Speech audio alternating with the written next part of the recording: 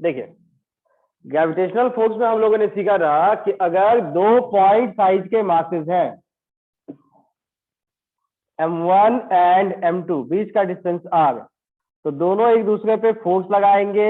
Force का value equal in magnitude but opposing in direction, और इस फोर्स का एक्सप्रेशन कहलाएगा g m1 m2 by r square, the net force acting on each mass. ठीक है ना। इस पे हम लोगों ने कंक्लूजन ये भी निकाला था, अगर इक्वल मासेस हैं तो सिमेट्रिक पॉइंट जो इसका मिड पॉइंट होता है, वहां आप कोई भी मास डालो, उस मास पे नेट फोर्स का वैल्यू 0। अगर आप स्क्वायर बनाते हो और सभी कॉर्नर्स पे इक्वल मास, तो इंटरसेक्शन ऑफ डायगोनल्स बोले तो मिड पॉइंट पे मास m1 बनाएंगे, तो m1 वाले मास पे नेट फोर्स का वैल्यू भी 0। तो कंक्लूजन था सिमेट्रिक डिस्ट्रीब्यूशन ऑफ मास है, तो ज्योमेट्रिकल सेंटर पे जो भी मास डालेंगे उस पे नेट फोर्स 0। नथिंग वाज, अगर सिमेट्रिक डिस्ट्रीब्यूशन नहीं हुआ तो, जैसे एक स्क्वायर बनाया गया,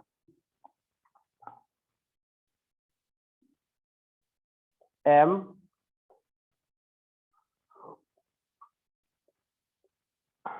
इंटरसेक्शन ऑफ डायगोनल्स, इस मास का वैल्यू भी m, इसका नाम a, side length l, net force at mass at a 0।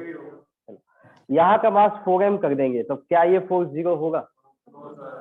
ठीक है, अब सिमेट्रिक तो नहीं रहा, तो ऐसे सिचुएशन में force on mass at A का वैल्यू कैलकुलेट करना है।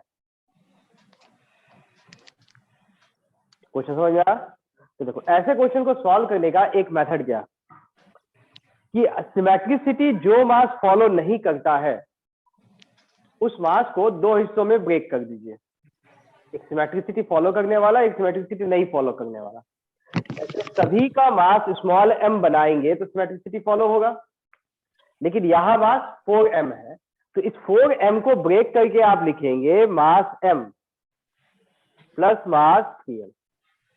बेनिफिट m m m और ये वाला m सब सिमेट्रिसिटी फॉलो किया, इन सब की वजह से a पे नेट फोर्स 0, तो बचा मास कौन सा?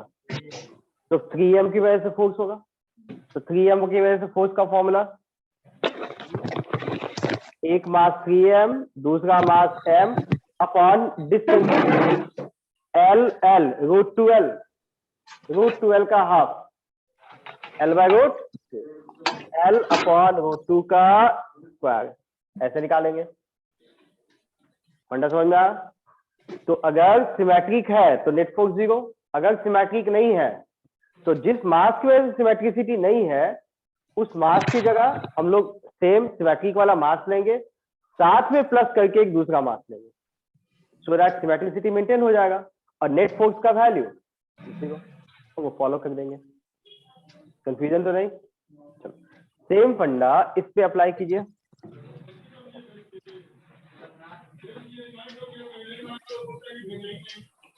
यहाँ पे मास m m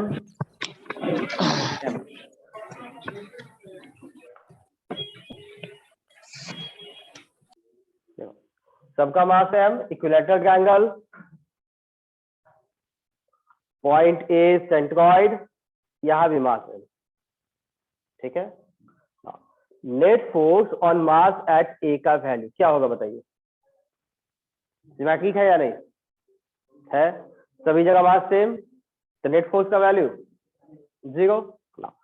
this mass is 2m, तो क्या बताओ अभी नेट फोर्स 0 होगा? नहीं, अब नेट फोर्स का वैल्यू कैलकुलेट करना है, फोर्स ऑन ए। तो मेथड क्या होगा? इस 2m को क्या लिखेंगे? m प्लस m, तो m तीनों के m की वजह से 0, तो बचेगा कौन सा? एक ये m और ये m, तो इन दोनों की वजह से फोर्स का वैल्यू कैलकुलेट करके आंसर बताइए क्या आएगा? मेथड समझ में आ रहा है? फिर से देखो, मेथड क्या था कि अगर सभी कॉर्नर्स में इक्वल मासेस है, इसका मतलब डिस्ट्रीब्यूशन ऑफ मास सिमेट्रिक और वैल्यू ऑफ मास भी सेम। तो ज्योमेट्रिकल सेंटर पे आप कोई भी मास रखो, हमेशा उस पे नेट फोर्स का वैल्यू 0। तो जैसे यहाँ पे सबका मास m होता, इस पे नेट फोर्स, लेकिन यहाँ मास 4m आ गया, तो सिमेट्रिसिटी मेंटेन नहीं हुआ, मासेस का वैल्यू इक्वल नहीं है, तो नेट फोर्स का वैल्यू 0 नहीं आएगा। तो इसे एनालाइज करने के लिए क्या करेंगे, ये जो मास 4m है, इसे हम लोग दो हिस्सों में बांटेंगे, एक मास m और एक मास 3m, क्योंकि दोनों का सम टोटल मास की इक्वल आना चाहिए। Question should not change. अब ये चारों m की वजह से a पॉइंट पे नेट फोर्स का वैल्यू 0, तो बचा कौन सा 3m। तो नेट फोर्स जो बचेगा a पे, that will be because of only 3m। तो 3m और m के बीच का फोर्स निकालना है, तो फॉर्मूला G, एक मास m एक मास 3m बाय डिस्टेंस का स्क्वायर। तो डिस्टेंस √2l का हाफ, l/√2। ठीक, सेम वे में ए वाले पे नेट फोर्स का वैल्यू निकालना। ये लेंथ होता है 2:1।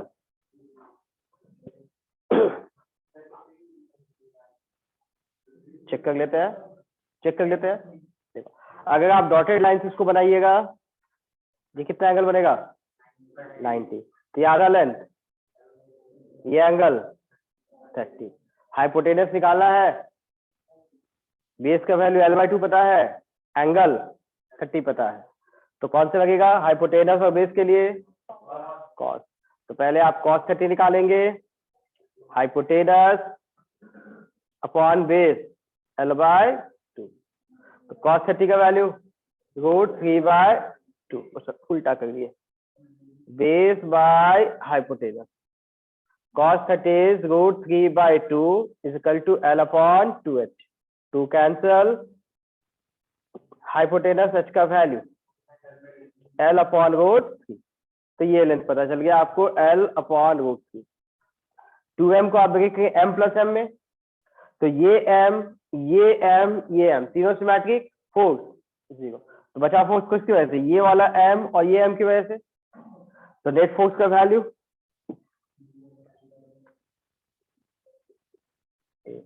इट्स G m इंटू दूसरा m square upon distance l/√3 का स्क्वायर। ठीक है, तो सिंप्लीफाई कीजिएगा तो 3 ऊपर आ जाएगा। Final answer will be 3gm square upon l square.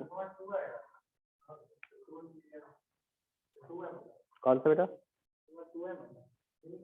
तो 2m को किए ना m प्लस m, तो ये m तीनों m की वजह से 0, तो बचा कौन सा, ये। तो इस m और इस m के बीच का फोर्स बचेगा, तो वही दोनों निकालना बचा।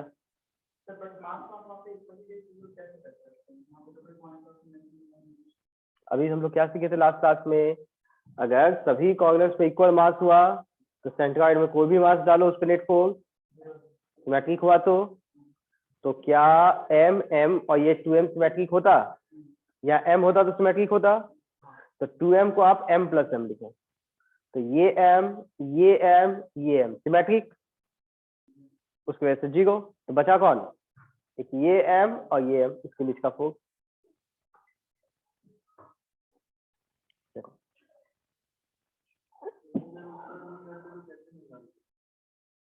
दूसरा तरीका, एक एक का फोर्स निकालो, सबका रिजल्टेंट निकालो।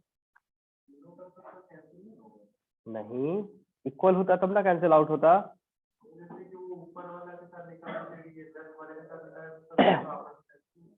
नहीं कैंसिल हो गया, ट्राई कीजिएगा कैलकुलेट करके। देखो इस पॉइंट का नाम A, इसका मास m।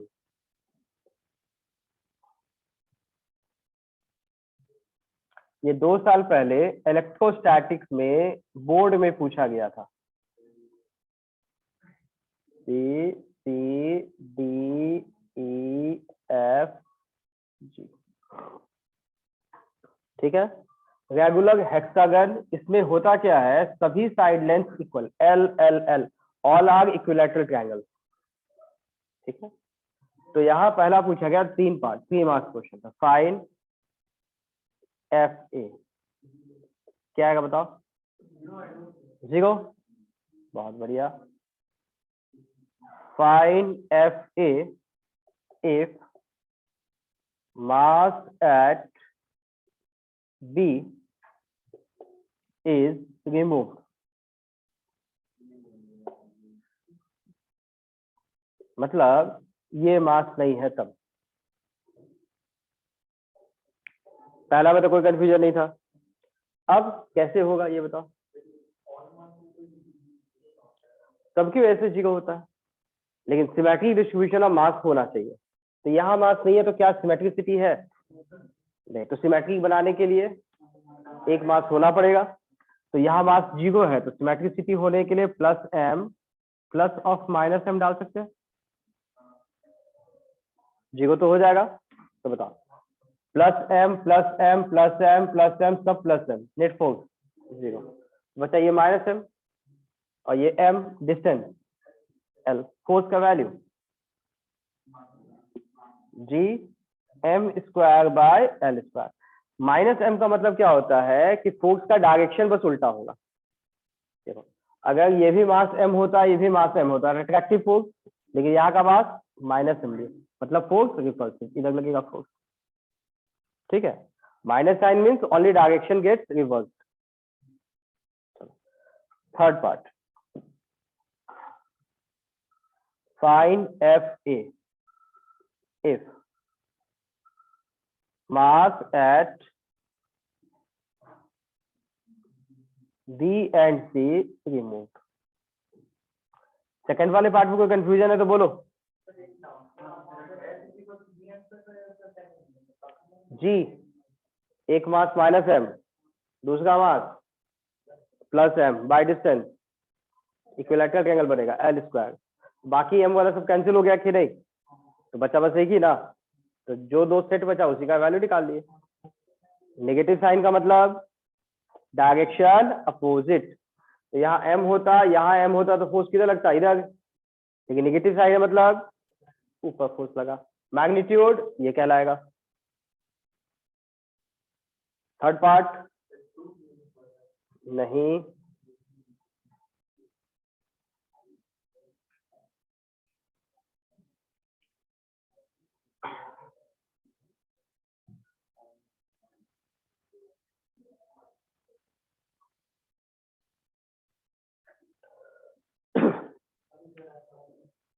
कोई बात है, जल्दी जल्दी बताइए, समझ में आ रहा है ना?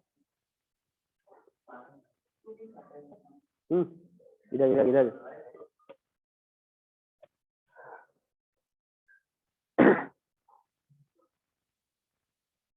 आया कितना?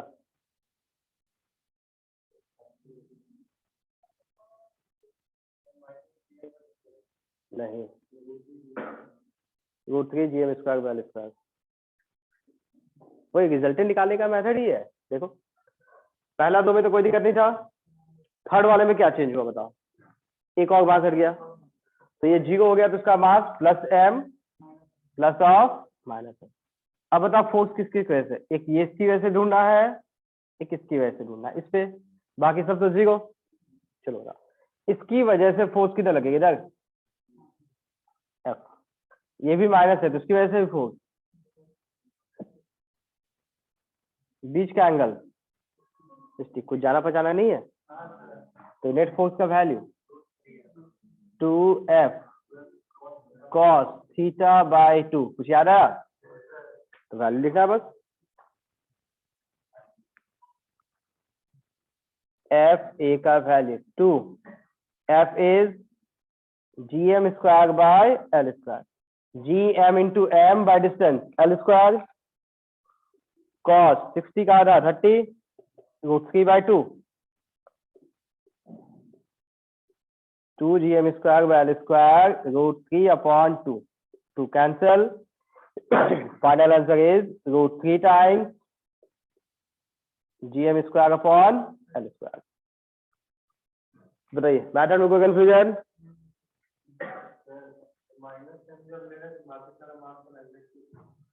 बाकी को नेग्लेक्ट नहीं किए, ये मास इन सब की वजह से ब्लैक कलर में जो जो है इन सब की वजह से ए पे नेट फोर्स का वैल्यू 0। तो ये सब तो एक बार काउंटिंग में हो गया ना, तो जो बचा उसका लेंगे या जो पहले से था उसको रिपीट करेंगे।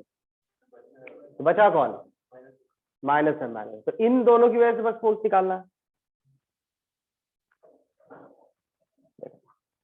यहाँ पे कुछ ऐसे क्वेश्चंस भी होते हैं कि यहाँ एक मास m है, यहाँ एक दूसरा मास 4m, बीच का डिस्टेंस l, यहाँ एक पॉइंट A बनाएंगे जिसपे एक मास डालेंगे m1, डिस्टेंस x।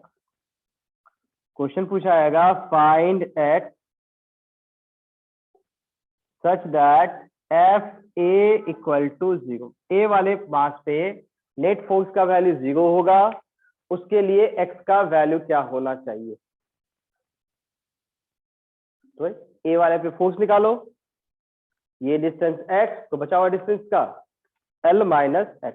तो दोनों फोर्स निकालो और दोनों फोर्स कैंसिल आउट हो जाना चाहिए और इक्वेट करके x निकालना है। निकालिए x का वैल्यू l/3। चेक करते हैं x का वैल्यू।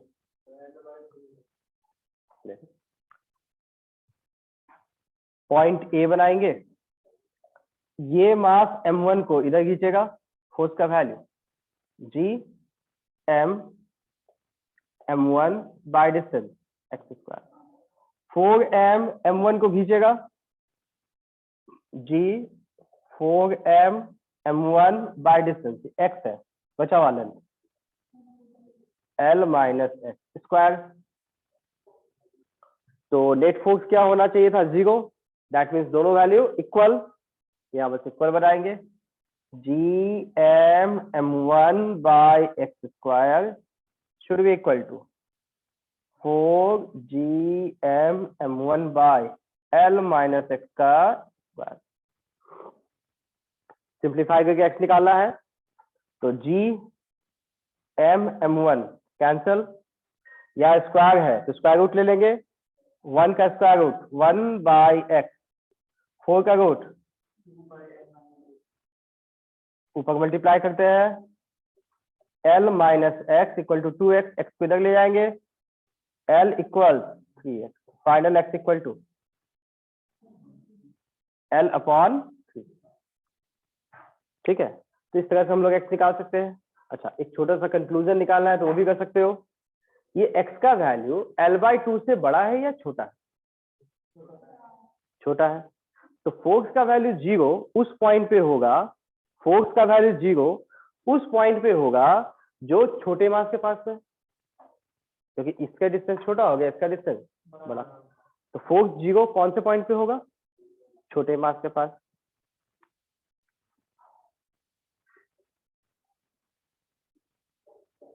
नियर द स्मॉलर मास।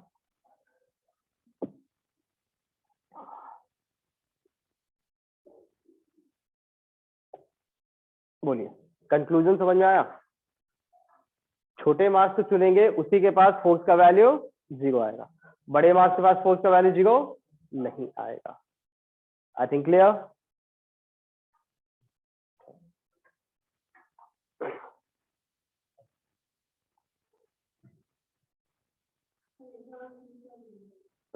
इस वाले को यहां पे बोला गया एक मास m1 डाला गया जिसका ये डिस्टेंस x है, तो इस वाले मास पे फोर्स का वैल्यू 0 होने के लिए x का वैल्यू क्या होना चाहिए? Question clear? तो इस पे फोर्स निकालेंगे, 0 बनाना है, तो इन दोनों की वजह से फोर्स इस पास, इसके पास आ जाओ, इसको क्या करना है? खींचना है इधर। फोर्स का value G M into m1 by distance X square. Force समझ में आया? अब इसके पास आ जाओ, ये मास भी खींचेगा अपनी ओर, इधर value G 4m into m1 by distance L minus X का स्क्वायर, और फोर्स 0 होने का मतलब दोनों वैल्यू इक्वल होगा, इक्वल बना दिए, और फिर स्क्वायर रूट ले लेंगे तो एक ही भाग में स्क्वायर हट जाएगा, एक्स का वैल्यू L/3 आया, मतलब ये डिस्टेंस छोटा है, ये डिस्टेंस बड़ा है, तो फोर्स का वैल्यू 0 छोटे मास के पास में होगा, बड़े मास से अवे।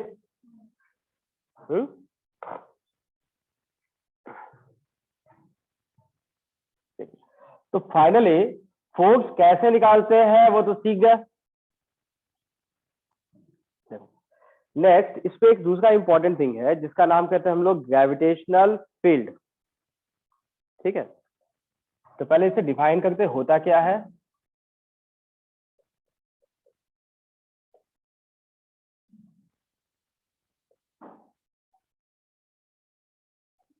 जी देखो, ये हम लोग कहते हैं effect of mass at a point, theoretically influence of a mass in space due to which the other mass experience force. मतलब ये वाली कहानी से ही देखो, यहाँ वाली कहानी से बस समझो। हाँ, तो बताओ ये मास यहाँ पे है, ये मास यहाँ भी है, बताओ 4m पे फोर्स लगेगा या नहीं लगेगा? कौन से डायरेक्शन में? लेफ्ट। ठीक, ये लगेगा फोर्स। तो अगर हम लोग यहाँ से मास को हटा देते हैं, मास नहीं है, तो क्या फोर्स लगेगा? नहीं लगेगा। तो हम लोग कह सकते हैं कि इस मास का इफेक्ट यहाँ पहले से है, कि जैसे ही इस मास को यहाँ डाले तो फोर्स लगा, जब मास को यहाँ नहीं डाले थे तो इफेक्ट के बारे में पता नहीं चला। देखो, एक गांव में एक जादूगर आया, मैजिशियन, बेवकूफ, बच्चों को बेवकूफ बनाता है हाथ की सफाई से। ठीक है, वो क्या किया, इस साइड में बच्चों को बैठा दिया, बच्चे इधर बैठे हुए हैं, यहाँ पे एक कर्टेन लगा दिया जिससे इस पीछे वाली चीज दिखेगी नहीं। ठीक है, अब उसके बाद क्या किया कि यहाँ पे एक मास को ऐसे रखा, ठीक है, और इधर कोई मास कुछ भी नहीं था। ठीक है, अब उसको छोड़ दिया। ठीक है, ब्लू कलर का मास था, तो ब्लू कलर वाला मास नीचे चला गया। ठीक, कोई फोर्स नहीं, सिर्फ mg था तो नीचे आ गया। अब क्या किया, इस सेम ब्लू कलर वाले मास को यहाँ रखा, और इधर भी अपने दोस्त को बोला कि पीछे भी एक मास लटका दो, कर्टेन है ना, पीछे कुछ दिखाई नहीं। ठीक, तो फिर जैसे इस मास को रखा तो mg तो इधर था, लेकिन ग्रेविटेशनल फोर्स भी था, ये सीधा जाएगा या एंगल पे घूमते हुए जाएगा? एंगल पे। ठीक, ऐसे जाते हुए because of both the two forces, दोनों का मोशन होगा। ठीक, अब बच्चों लोग को बोला कि चलो कोई और मुझे करके ऐसा दिखाओ, तो जब भी बच्चा गया ये मास नहीं था। ठीक है, उसमें से एक इनोसेंट बच्चा को उठाया, देख के जो ज्यादा शरीफ जैसा दिखता है, ठीक है, इसके जैसा तो बिल्कुल नहीं दिखता है। ठीक है, उस बच्चे को उठाया, उसके सामने वो मास भी खड़ा कर दिया पीछे से। ठीक है, तो वो बच्चा आपके पास ऐसे, देखो इसको भी जादू आ गया।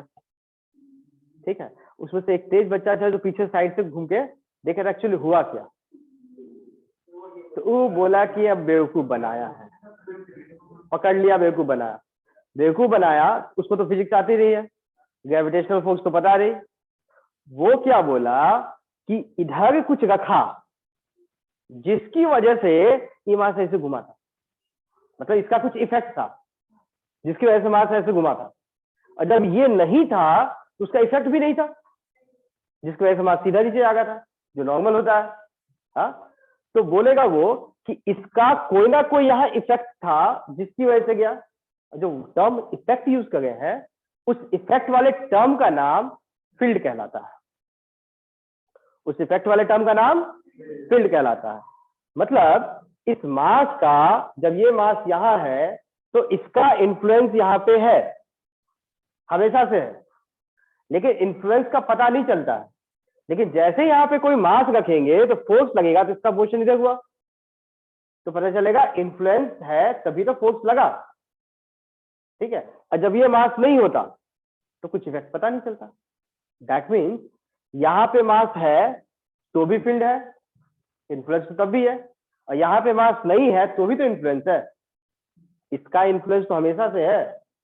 हाँ, तो फील्ड यहाँ पे ये मास है तो भी फील्ड है, ये मास नहीं है तो भी यहाँ पे फील्ड है।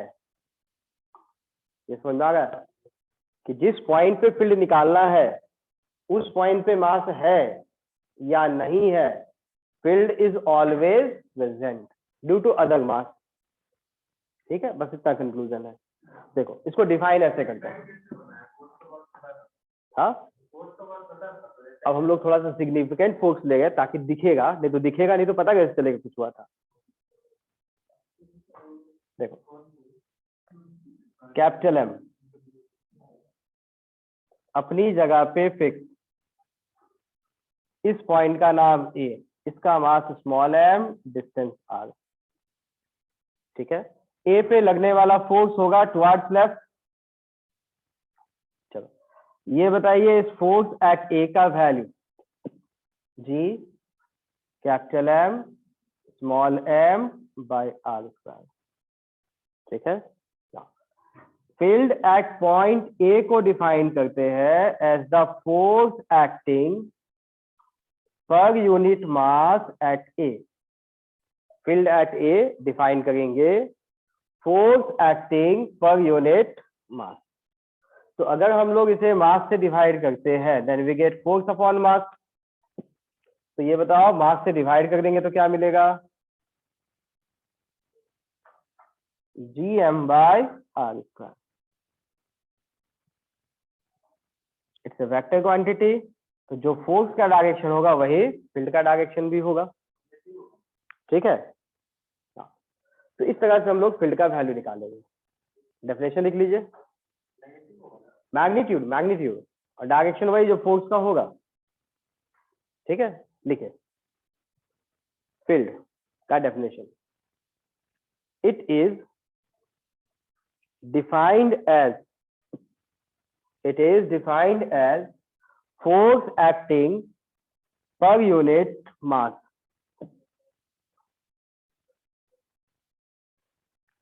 फोर्स एक्टिंग पर यूनिट मास।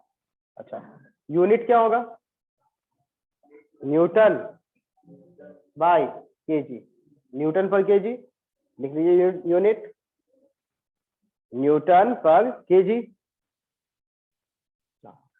स्केलर क्वांटिटी है वेक्टर, तो vector quantity, direction towards force, in the direction of force. कोई सेंटर का है यहाँ पे।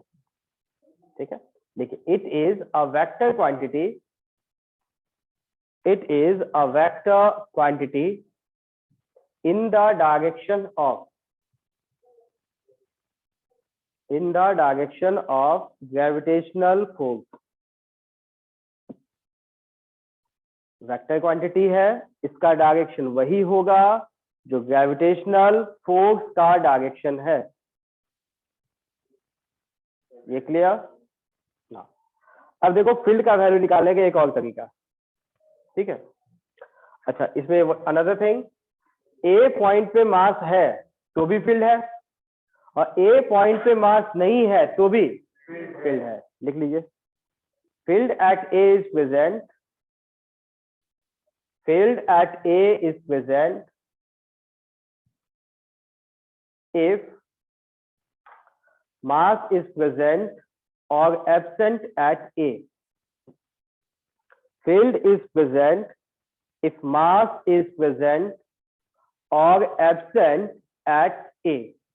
A पॉइंट पे मास है या नहीं है, फील्ड हमेशा रहेगा। ठीक है, चलो एक स्पेशल केस बताओ।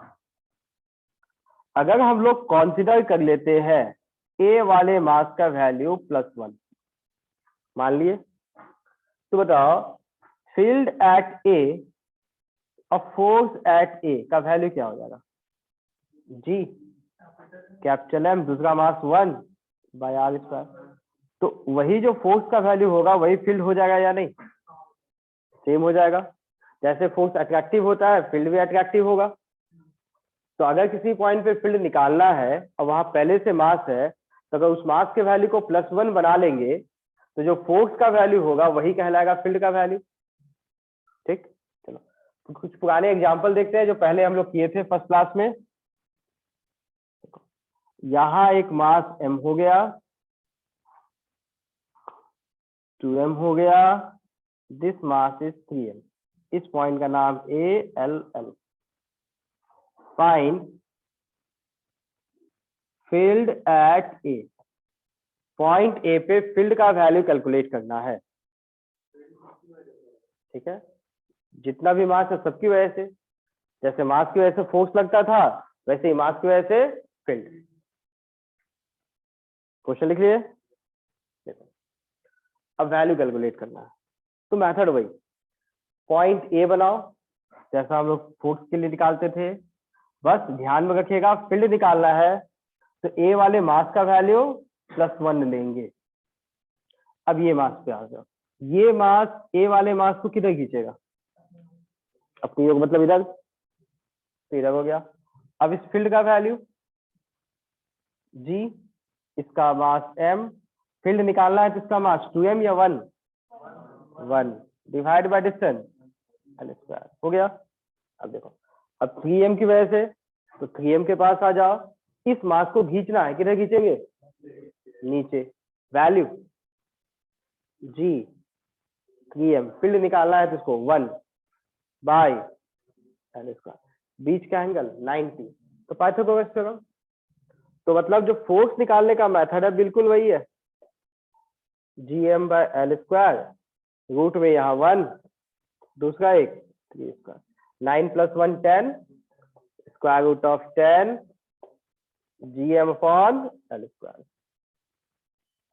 मतलब फील्ड निकालने का मेथड और फोर्स निकालने का मेथड एग्जैक्टली सेम, बस जिस पॉइंट पे फील्ड निकालना है उस मास के वैल्यू को क्या बनाना होगा, +1। सिंपल, ठीक है। नहीं तो फिर पहले फोर्स निकालो 2m लेके और फिर बाद में 2m से डिवाइड कर दो, आपकी चॉइस। इस पॉइंट पे अगर आपको फील्ड निकालना है तो इस मास की वजह से फील्ड किधर होगा, इसके पास आ जाओ, 2m वाले मास को खींचना है, किधर खींचेंगे, अपने योग डायरेक्शन। वैल्यू g, इसका मास m, इसका मास 1 बाय डिस्टेंस L²। अब 3m के पास आ जाओ, इस 2m वाले मास को खींचना है बिकॉज अट्रैक्टिव फील्ड होता है नीचे।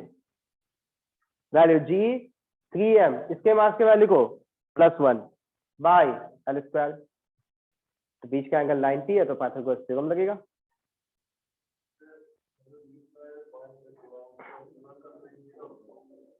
देखो कोई भी मास खुद पे कभी फोर्स नहीं लगाएगा, वो हमेशा दूसरे पे लगाएगा। तो 2m वाले मास की वजह से खुद पे फील्ड, ठीक है। देखो इसमें हम लोगों ने सीखा क्या कि अगर पॉइंट मासेस है तब तो फील्ड निकाल सकते हैं, फोर्स निकाल सकते हैं। अगर पॉइंट मास नहीं हुआ तो नाम कहलाता है continuous mass.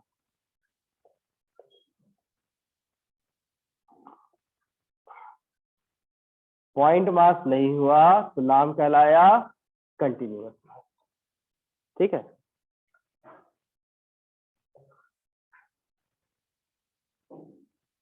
Rod point A D, mass m, length l। Find field at A. इसका फाइनल रिजल्ट नीट में 2 बार, जेईई मेंस में 1 बार आ चुका, ठीक है। अब देखो फील्ड का वैल्यू कैसे निकालना, पॉइंट ए पे मास तो दिया नहीं है, वैसे जरूरत भी नहीं होती है, बस ए वाले मास को क्या लेना पड़ेगा, +1, और फोर्स निकालना पड़ेगा। तो ये तो पॉइंट साइज का नहीं है, तो ऐसे केस में आपको एक छोटा सा डीएम लेना पड़ेगा, ठीक है। सेंटर ऑफ मास पे लिया जा सकता है क्या, टोटल मास। फोर्स का फॉर्मूला क्या था, Gm1 m2 बाय डिस्टेंस का स्क्वायर, मतलब डिस्टेंस का पावर -2 है, नीचे है ना, ऊपर ले जाएंगे तो पावर -2। और सेंटर ऑफ मास कब लगता है, जब डिस्टेंस का पावर 0 होगा या डिस्टेंस का पावर 1। या तो नहीं है, तो सेंटर ऑफ मास फंडा लगाने से गलत हो जाएगा। ठीक है, तो यहाँ आपको एक छोटा सा डीएम लेना पड़ेगा, इसका एक डिस्टेंस चुनेंगे x, तो x चुनेंगे तो छोटा लेंथ का नाम dx। अब dm की वजह से a पे फील्ड का value, because of dm value क्या मिलेगा, इट्स g dm, इसका मास 1 अपॉन डिस्टेंस x स्क्वायर।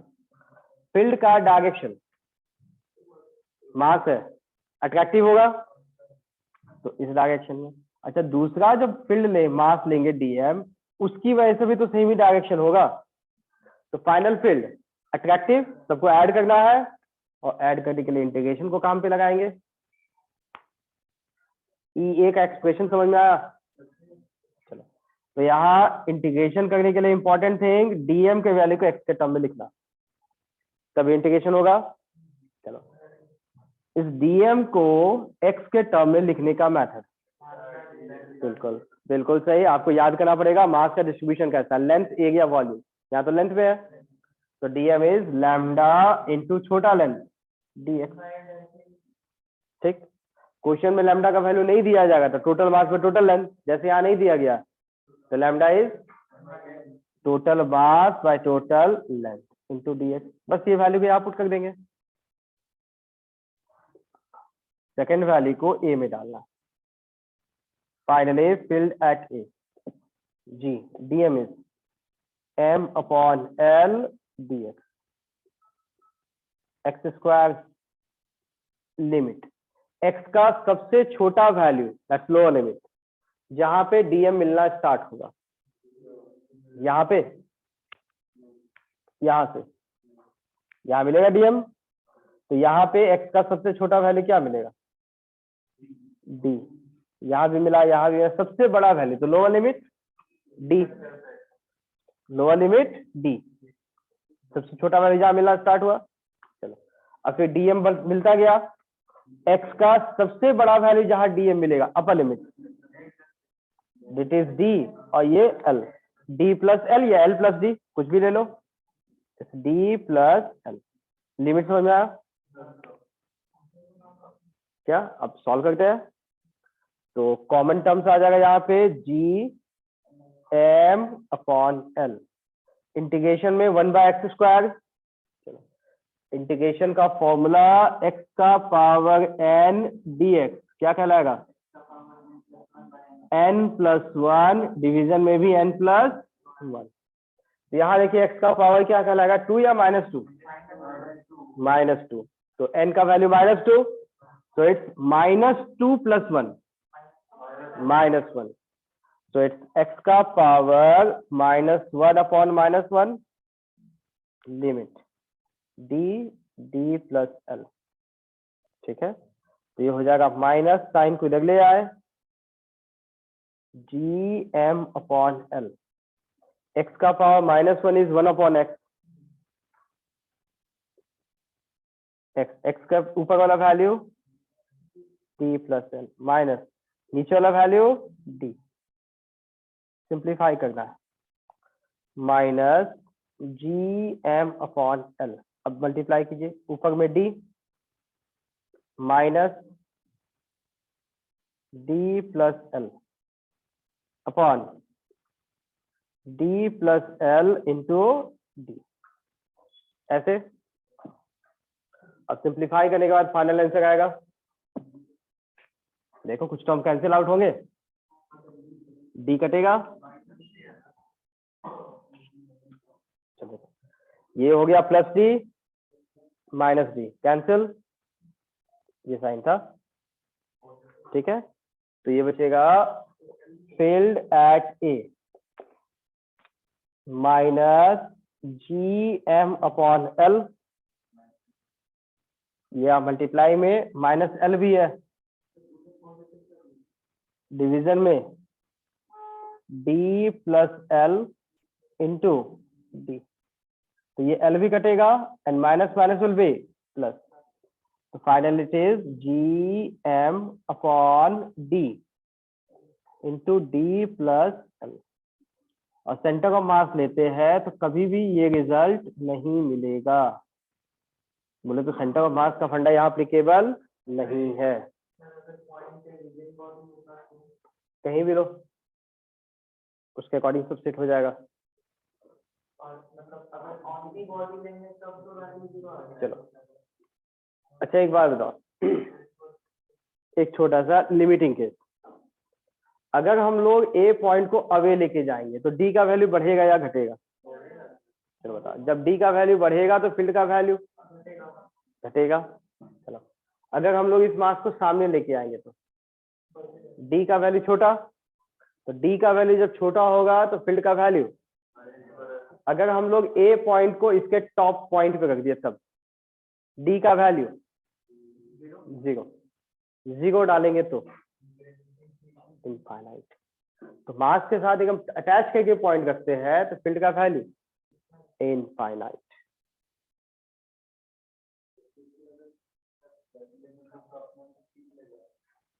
यहाँ कुछ मास कहाँ है? फील्ड है। जिस पॉइंट पे फील्ड निकालते हैं वहां मास होना जरूरी है क्या?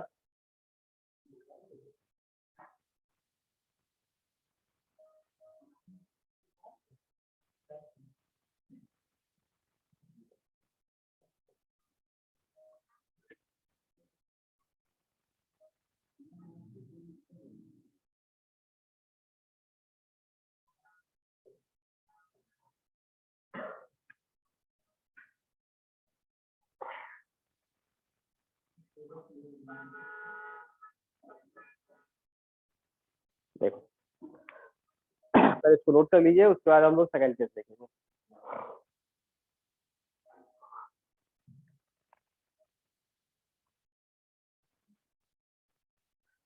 रॉड के लिए समझ में आया?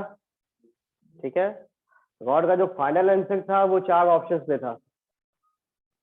ठीक है,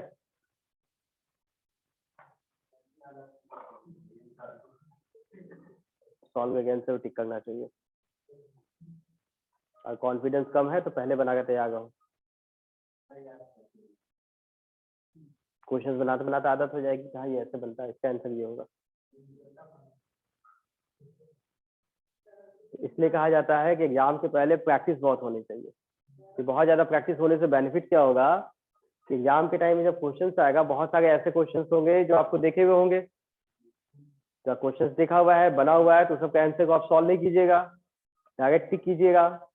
पूरे एग्जाम में मान लो 5 क्वेश्चन भी ऐसे मिल गए, विच इज क्वाइट पॉसिबल, होता है, तो उसका टाइम तो बचेगा। अब वो टाइम फिर दूसरे क्वेश्चन को सॉल्व करने में आप लगाएंगे। ठीक है, हमेशा ऐसा होता है।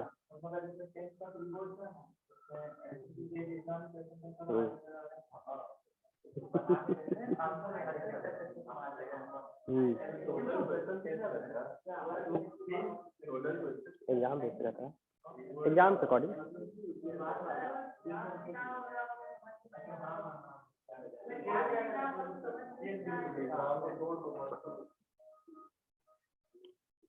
देखिए यहाँ पे ऐसा है, रिंग कंसीडर किए जिसका मास भी दिया है, रेडियस भी दिया है। तो इस पे हम लोग 3D में ऐसा सोचते हैं, it's a ring, mass circumference पे है, this is the centre point O, और इसके बाहर एक पॉइंट P है जहां पे फील्ड निकालना है, ये डिस्टेंस x। ठीक है, पॉइंट P यहाँ पे। इसी को साइड व्यू देखेंगे तो ऐसे दिखेगा। ठीक है, तो पॉइंट P पे फील्ड का वैल्यू निकालना है। I think question clear? चलो, तो यहाँ पर जब फील्ड का वैल्यू निकालना है तो बताइए क्या रिंग में जो मास है क्या पॉइंट साइज का है? छोटा डीएम लेना पड़ेगा। तो मास कैसे, यहाँ लेंथ, एरिया, वॉल्यूम, रिंग, अंगूठी, लेंथ, सर्कमफ्रेंस। तो यहाँ एक छोटा सा मास लेंगे जिसका नाम होगा डीएम। ठीक है, तो इस पॉइंट पे फोर्स किधर होगा? अट्रैक्टिव। फील्ड का वैल्यू क्या होना चाहिए बताओ?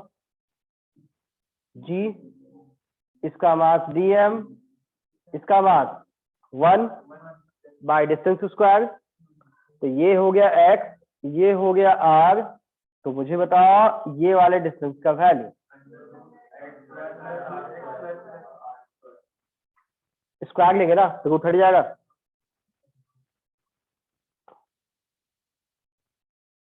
ये फंडा क्लियर। तो this is the field because of the DM. अब देखो सिमेट्रिकली अगर आप नीचे भी एक ऐसा ही डीएम लेते हो तो फील्ड इधर ही मिलेगा, सेम वैल्यू मिलेगा या नहीं। अब देखो दोनों का क्या डायरेक्शन सेम है, नहीं अलग अलग है, तो इसका मतलब कंपोनेंट निकालने होंगे। तो यहां देख के ही पता चल रहा है कि हॉरिजॉन्टल डायरेक्शन या हॉरिजॉन्टल कंपोनेंट ऐड हो जाएगा, बट वर्टिकल वाला कंपोनेंट कैंसिल। तो अपने को तो इस कंपोनेंट से मतलब है, तो यहां एक एंगल थीटा बनाते हैं, तो फील्ड एट पी निकालना है तो अपने के इसके साथ कॉस थीटा वाला टर्म लेना पड़ेगा और साइन थीटा वाला टर्म दोनों का कैंसिल। ये पॉइंट क्लियर।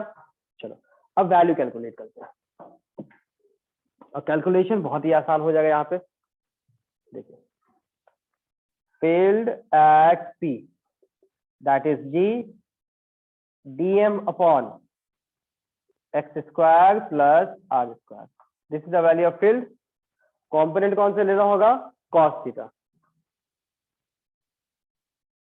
टोटल के लिए इंटीग्रेशन। अब इस इंटीग्रेशन में ढूंढो कौन कौन सा वैल्यू बदलने वाला है, वेरिएबल डीएम बदलेगा। ये एक्स का वैल्यू वही है, क्या बदल गया है? पी पॉइंट पे ही निकालना है कि आगे भी निकालना है कि पीछे भी निकालना है?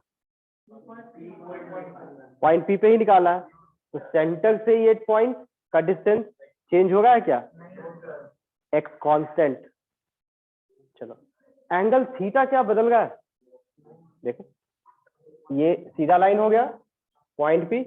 तो अगर आप टॉप पॉइंट ऐसे ढूंढते हो तो दोनों के बीच का एंगल, इधर ले गया तो एंगल, इधर ले गया तो बीच का एंगल, इधर ले गया तो बीच का एंगल, एंगल भी नहीं बदल रहा है। तो बदलने वाला कौन से, डीएम। तो बाकी टर्म कांस्टेंट बाहर निकाल लेते हैं। चलो तो कांस्टेंट है, बाकी को बाहर निकालो, G upon X square plus R square, साथ में कॉस थीटा इंटू डीएम।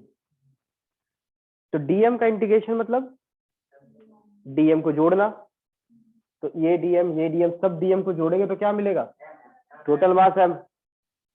तो फाइनली इट इज जी।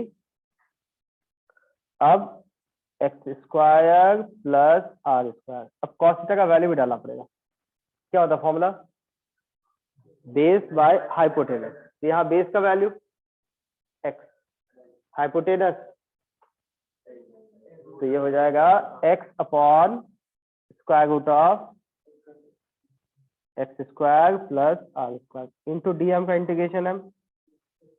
ठीक है, अब सिंप्लीफाई करके final answer G M into X upon X square plus R square, power क्या मिलेगा बताओ,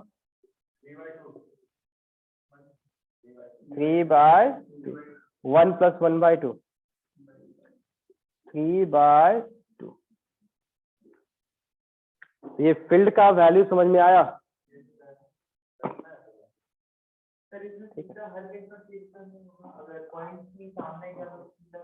पॉइंट पी का पोजीशन नहीं बदल गया है ना, तो एक्स डिस्टेंस के अकॉर्डिंग ये वैल्यू है।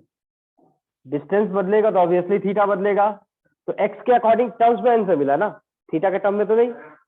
तो एक्स का वैल्यू अलग अलग कर दो तो इसी में एक्स का वैल्यू पुट कर देंगे। जैसे एक मिनट, जैसे इसी में अगर हम लोग सेंटर ओ के लिए निकालते हैं, सेंटर पॉइंट ओ के लिए एट ओ, एक्स का वैल्यू क्या हो जाएगा बताओ, 0। तो बताओ फील्ड एट ओ का वैल्यू क्या मिलेगा, यहाँ 0 डाल दीजिए, फील्ड का वैल्यू 0 आ जाएगा। ठीक, अच्छा एक ग्राफ अगर स्केच करना है तो this is x, this is field. ठीक है, इक्वेशन तो ये है। तो ऐसा इक्वेशन देख के बताओ, स्ट्रेट लाइन है, पैराबोला, हाइपरबोला, एलिप्स, कुछ नाम सुने हो? चलो तो कुछ जाना पहचाना तो नहीं है। चलो तो फिजिक्स में उतना दिमाग नहीं लगाना होता, फिजिक्स में उतना दिमाग भी नहीं लगाना होता है, आपको बस लिमिटिंग कंडीशन चाहिए। लिमिटिंग कंडीशन मतलब स्टार्टिंग पॉइंट, बताओ एक्स कोऑर्डिनेट क्या है, 0। तो एक्स कोऑर्डिनेट 0 जब होगा तो फील्ड का वैल्यू क्या होगा, मतलब यहां से ग्राफ स्टार्ट करना। इतना पता चल गया। चलो अब उसके बाद देखो लास्ट एंड क्या होगा, जब एक्स को बहुत आगे लेके जाएंगे तो एक्स का वैल्यू क्या हो जाएगा, इंफिनिटी। बहुत बढ़िया। जब एक्स का वैल्यू इंफिनिटी ले जाएंगे तब वैल्यू क्या होगा, देखो x इक्वल टू इंफिनिटी, तो x वाला टर्म यहाँ पे भी है नीचे भी है, तो दोनों जगह हो गया ना, ऊपर नीचे दोनों हो गया। तो इसमें डिसाइड करता है, जिसमें x का पावर बड़ा है वही डिसाइड करता है। तो इसमें x का पावर क्या है 1, नीचे में x का पावर 2 और ये 3/2, तो ओवरऑल पावर 3, x क्यूब नीचे। मैग्नीट्यूड देखो ना, मैग्नीट्यूड x का पावर 2 और ओवरऑल पावर 3/2, तो ओवरऑल पावर 3 x क्यूब, और ऊपर में x का पावर, बड़ा पावर किसमें, नीचे वाला डिसाइड करेगा फिर। ठीक है, तो नीचे में इंफिनिटी डालेंगे तो 1/∞, तो इसका मतलब यहां भी 0 लाना है और इंफिनिटी पे भी 0 लाना है। अब उसके बीच का पार्ट देखो, तो बीच वाले पार्ट में इलेक्ट्रिक फील्ड मतलब ग्रेविटेशनल फील्ड किधर है, इधर अट्रैक्टिव।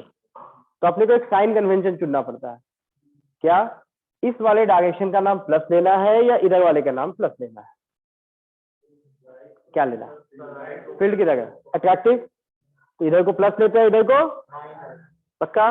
तो बीच में फील्ड का वैल्यू क्या है, प्लस और माइनस, माइनस।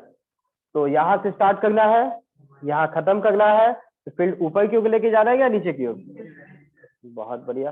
तो नीचे की ओर सिमेट्रिक कर्व ऐसे, लेकिन टच तो यहां नहीं होना, टच नहीं करना है, टच नहीं करना है ना, क्योंकि टच वाला पॉइंट मतलब 0 फील्ड कहां पे होगा, इंफिनिटी पे। तो इंफिनिटी तो बनाया नहीं है, तो पैरेलल हो जाएगा, तो नीचे की ओर जाएगा, तो नीचे जाएगा फील्ड का वैल्यू बढ़ेगा, तो किसी पॉइंट पे तो वापस आके टच भी कराना है ना, सिर्फ नीचे ले जाके बाद ऊपर भी लाना होगा, तभी ना 0। अगर बस यहां से नीचे जाता और यहाँ 0 नहीं होता, इंफिनिटी होता, तो बस नीचे ले आके छोड़ देते, वापस भी लाना होगा तो घूम के वापस आना पड़ा। बिल्कुल ग्राफ बेस्ड क्वेश्चन रहता है, फील्ड वर्सेस एक्स, पूछो। पैरेलल, इसका नाम कहते हैं मैथ्स में एसिम्प्टोट। एसिम्प्टोट मतलब ASYMPTODES, ठीक है। हाइपरबोला में पढ़ना है आप लोगों को कि जब ये लाइन पैरेलल हो जाएगा, सामने डिस्टेंस कम होता जाएगा और touching point will be eight infinite.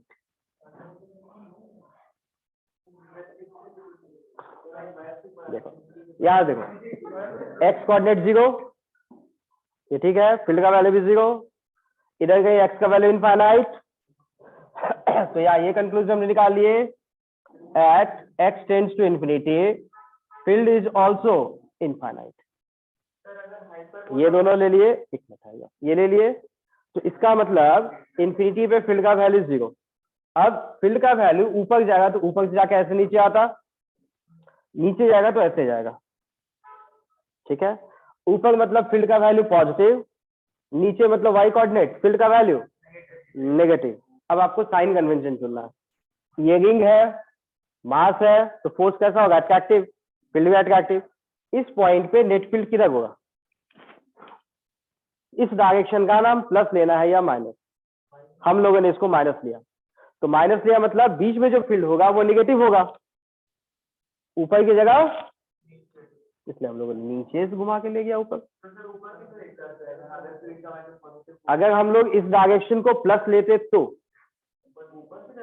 बिल्कुल। अब इसी चीज को देखो, अगर हम लोग इस साइड चुनते तो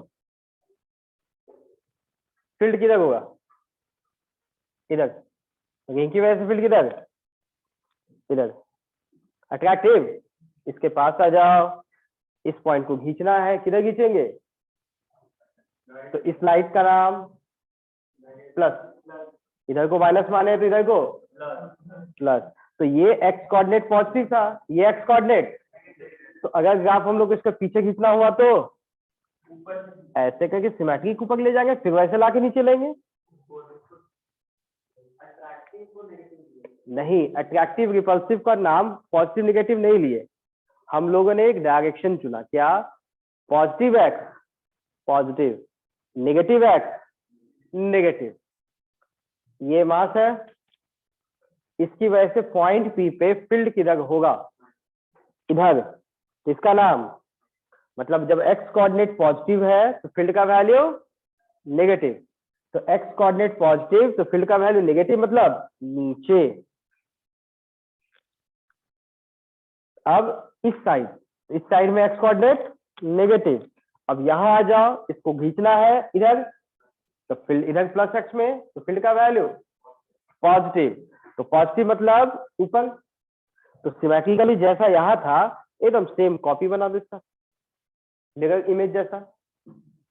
ठीक है। नाउ हम लोगों ने क्या किया, इधर वाले डायरेक्शन को नेगेटिव ले लिया, इधर वाले को पॉजिटिव। उसके अकॉर्डिंग बहुत सारे बुक्स में या ऑप्शंस में आपको इधर वाले डायरेक्शन को प्लस मान लेता है, तो जब प्लस मानेंगे तो नीचे की जगह ऊपर। तो कंफ्यूज नहीं होना है बस कि नीचे की जगह ऊपर कैसे आ गया, क्योंकि उस वाले डायरेक्शन को फिर उसने प्लस मान लिया होगा, उसके अकॉर्डिंग ग्राफ ड्रॉ किया गया होगा।